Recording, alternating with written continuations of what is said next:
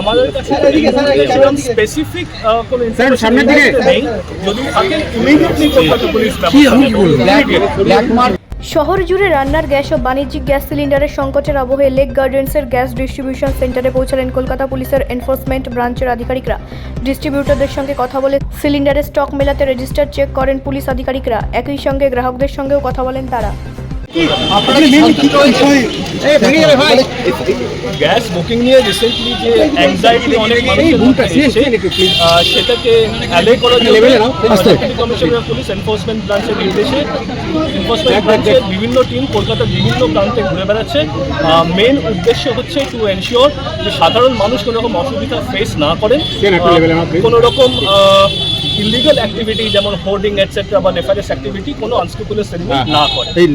এটাই আমাদের একমাত্র। কালোবাজারির একটা অভিযোগ বিভিন্ন জায়গা থেকে উঠে আসছে। কালোবাজারি কিছু কিছু জায়গা থেকে অভিযোগ যেহেতু এখন কমার্শিয়াল গ্যাসটা সাপ্লাই একেবারেই কোনো এরকম ডিস্ট্রিবিউটার তাদের যারা গ্যাস ডেলিভারি করে তারা এখানে ডোমেস্টিক গ্যাসগুলোকে তারা রিসিভ করছে, কিন্তু তারপর তারা